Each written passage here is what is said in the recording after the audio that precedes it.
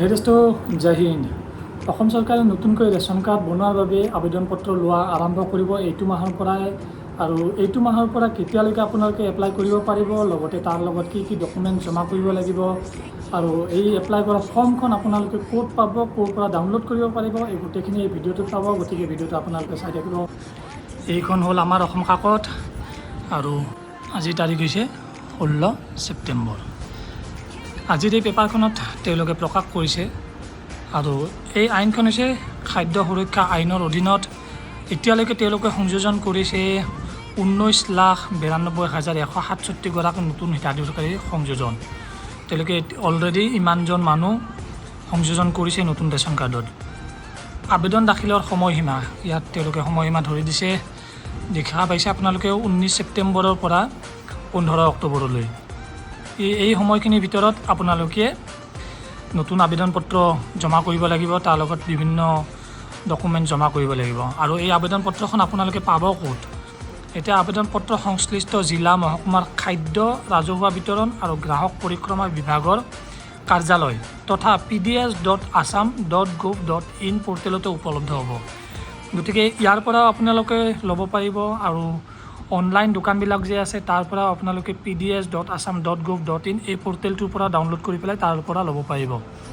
এতিয়া ইয়াৰ লগত লাগিব কি কি ডকুমেণ্টছ লাগিব? ইয়াৰ লগত লাগিব যোগ্যতাৰ মাপকাঠি। ইয়াত দেখা পাইছে আপোনালোকে লিখা আছে। ইয়াৰ বাবে লাগিব আপোনালোকক প্ৰথমে আবেদনকাৰী পৰিয়ালৰ বাৰ্ষিক আয় 4 লাখ টকাতকৈ কম হ'ব লাগিব। অৰ্থাৎ যদি আপুনি এপ্লাই কৰি আছে আৰু আপোনাৰ ফেমিলিত যদি 4 লাখ টকাতকৈ কম আয় কৰি আছে, তেতিয়াহ'লে আপোনালোকে এপ্লাই কৰিব পাৰিব। এই চৰ্তটো আপোনাৰ কাৰণে প্ৰযোজ্য হৈ যাব। আৰু যদি 4 লাখতকৈ বেছি আপোনাৰ ইনকাম, তেতিয়া ইয়াৰ বাবে আপুনি যোগ্য নহয়। তাৰ নেক্সট কি লাগিব? আবেদনকাৰীৰ বাবে আধাৰ কাৰ্ড থকাটো বাধ্যতামূলক। আবেদনকাৰীৰ আধাৰ কাৰ্ড থকাটো বাধ্যতামূলক, অৰ্থাৎ আধাৰ কাৰ্ডটো লাগিবই।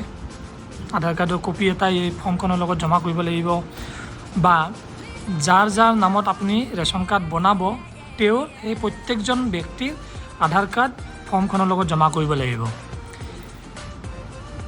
তৃতীয় চৰ্তটো হ'ল আবেদনকাৰী ভাৰতীয় নাগৰিক হ'ব লাগিব। অবভিয়াছলি এইটো ইণ্ডিয়ান চিটিজেন হ'লেহে আপুনি আবেদন কৰিব পাৰিব। তাৰ নেক্সট পইণ্ট দিছে বাৰ্ষিক আয় 4 লাখ টকাৰ কম ৰাজ্য চৰকাৰৰ অধীনৰ সকলো মাষ্টাৰ ৰোল কৰ্মচাৰী। এইটো এটা বিশেষ পইণ্ট আৰু ইম্পৰ্টেণ্ট পইণ্ট। মাষ্টাৰ ৰোল কৰ্মচাৰী, তাৰ লগতে দৈনিক মজুৰি প্ৰাপক, কেন্দ্ৰীয় তথা ৰাজ্য চৰকাৰৰ অৱসৰপ্ৰাপ্ত চতুৰ্থ বৰ্গৰ কৰ্মচাৰী আৰু ঠিকাভিত্তিক কৰ্মচাৰীসকলে আবেদন কৰিব পাৰিব। গতিকে ইয়াত আপোনালোকে বুজি পাইছে নিশ্চয়, যাৰ আয় 4 লাখ টকাতকৈ কম, লগতে ৰাজ্য চৰকাৰৰ অধীনৰ সকলো মাষ্টাৰ ৰোল কৰ্মচাৰী। অৰ্থাৎ মাষ্টাৰ ৰোল কৰ্মচাৰী কিছুমান টেম্পৰাৰী কৰ্মচাৰী থাকে, তেওঁলোকৰ দৰমহা সিমান বেছি নহয়, যাৰ কাৰণে তেওঁলোকৰ আয়ো 4 লাখ টকাতকৈ কম হৈ থাকে। লগতে দৈনিক মজুৰি প্ৰাপক, অৰ্থাৎ যিসকল লোকে দৈনিক হাজিৰা কৰে তেওঁলোক, লগতে কেন্দ্ৰীয় তথা ৰাজ্য চৰকাৰৰ অৱসৰপ্ৰাপ্ত চতুৰ্থ বৰ্গৰ কৰ্মচাৰী, অৰ্থাৎ চেণ্ট্ৰেল আৰু ষ্টেট গভমেণ্টৰ কিছুমান চতুৰ্থ বৰ্গৰ কৰ্মচাৰী, আৰু ঠিকাভিত্তিক কৰ্মচাৰীসকলে অৰ্থাৎ কণ্ট্ৰেকচুৱেল কৰ্মচাৰীসকলে আবেদন কৰিব পাৰিব। এইটো এটা বিশেষ চৰ্ত, ইয়াকো আপোনালোকে মনত ৰাখিব। এতিয়া এই 4টা আবেদনৰ যোগ্যতা মাপকাঠি আপোনালোকক মই কৈ দিলোঁ। প্ৰথমে আছিল আবেদনকাৰী পৰিয়ালৰ 4 লাখতকৈ কম ইনকাম হ'ব লাগিব, আবেদনকাৰী আধাৰ কাৰ্ড থকাটো বাধ্যতামূলক, আবেদনকাৰী ভাৰতীয় নাগৰিক হ'ব লাগিব, লগতে বাৰ্ষিক আয় 4 লাখ টকাৰ কম হোৱাৰ লগতে ৰাজ্য চৰকাৰৰ মাষ্টাৰ ৰোল কৰ্মচাৰী, দৈনিক মজুৰি প্ৰাপক, কেন্দ্ৰীয় তথা ৰাজ্য চৰকাৰৰ অৱসৰপ্ৰাপ্ত চতুৰ্থ বৰ্গৰ কৰ্মচাৰী আৰু ঠিকাভিত্তিক কৰ্মচাৰীসকলে আবেদন কৰিব পাৰিব। এইখিনি হ'ল ইয়াৰ যোগ্যতা মাপকাঠি। এতিয়া এই আইনখন কিছু বছৰ ধৰি চলি আছে। চৰকাৰে ইয়াৰ লগত সাফল্যৰ খতিয়ানত দেখুৱাইছে। তেওঁলোকে এই পৰ্যন্ত অন্তৰ্ভুক্ত কৰিছে মুঠ হিতাধিকাৰী 2,31,97,608 গৰাকী। 2,31,97,608 গৰাকী এতিয়ালৈকে লাভৱান হৈছে, আৰু মুঠ পৰিয়াল ইয়াতে আছে 66,00,000 86,845টা ইয়াত মুঠ পৰিয়াল সংযোজিত হৈ আছে। এতিয়া 2023-24 বৰ্ষত নতুন সংযোজন কিমানখিনি তেওঁলোকে সংযোজন কৰিছে, মুঠ হিতাধিকাৰী 42,85,745 গৰাকী ইয়াত মুঠ হিতাধিকাৰী তেওঁলোকে নতুন সংযোজন কৰিছে। লগতে নতুন ৰেচন কাৰ্ড কিমান প্ৰদান কৰিছে, 10,73,489খন। অৰ্থাৎ এইখিনি কিহৰ কাৰণে আপোনালোকে কম দেখিছে, এই ৰেচন কাৰ্ডখিনিৰ ভিতৰতে এটা পৰিয়ালতে কোনোবা 3জন, কোনোবা 4জন, কোনোবা 2জন এনেকৈ ব্যক্তি আছে। গতিকে এইখিনি লগ হৈ পেলাই এইখিনি হৈছে 42 লাখ হৈছে।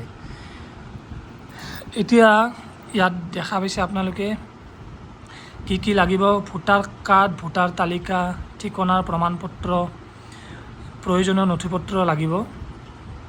প্ৰয়োজনীয় নথিপত্ৰত থাকিব ভোটাৰ কাৰ্ড, ভোটাৰ তালিকা, ঠিকনাৰ প্ৰমাণপত্ৰ, আধাৰ কাৰ্ড, পৰিয়ালৰ সকলো সদস্যৰ ফটো, শুদ্ধ আৰু সম্পূৰ্ণভাৱে পূৰণ কৰা প্ৰপত্ৰ চি, অৰ্থাৎ যিখন ফৰ্ম পাব সেই ফৰ্মখনক ফৰ্ম চি বুলি কোৱা হয়।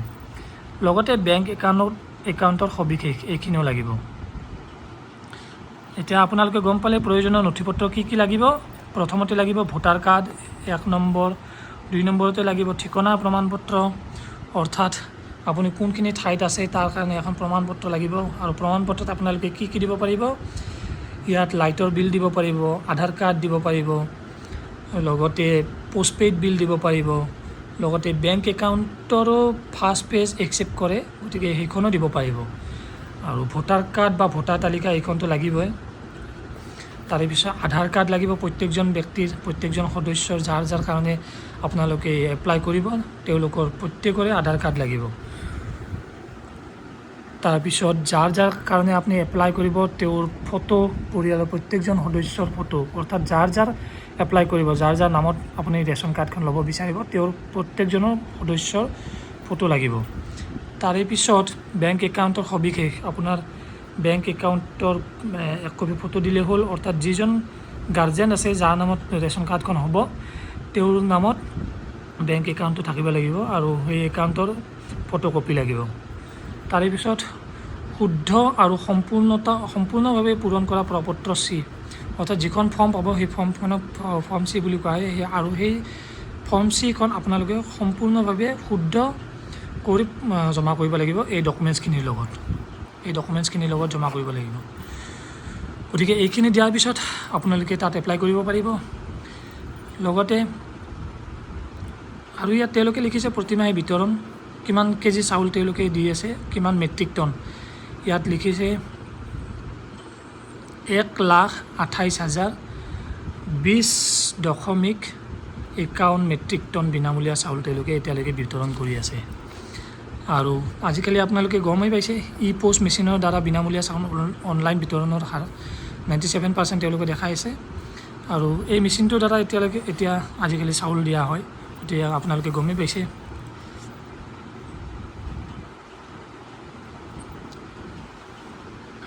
আৰু ইয়াত দেখা পাইছে আপোনালোকে কি লিখিছে, ৰাজহুৱা বিতৰণ ব্যৱস্থা অধিক জনমুখী আৰু স্বাস্থ্য কৰাৰ প্ৰয়াসেৰে অন্ন সেৱা দিন, প্ৰতি মাহৰ প্ৰথম 10 দিনত বিনামূলীয়া চাউল বিতৰণৰ ব্যৱস্থা।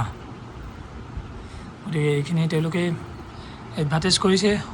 সম্পূৰ্ণকৈ পূৰণ কৰা আবেদন পত্ৰ ফৰ্ম চি, প্ৰয়োজনীয় নথিপত্ৰৰ প্ৰতিলিপি সহ গাঁও অঞ্চলত নিজৰ গাঁও পঞ্চায়তৰ কাৰ্যালয়ত, চহৰ অঞ্চলত সংশ্লিষ্ট পৌৰসভা, পৌৰ নিগমৰ কাৰ্যালয়ত অথবা জিলা মহকুমাৰ খাদ্য ৰাজহুৱা বিতৰণ আৰু গ্ৰাহক পৰিক্ৰমা বিভাগৰ কাৰ্যালয়ত জমা দিব পাৰিব।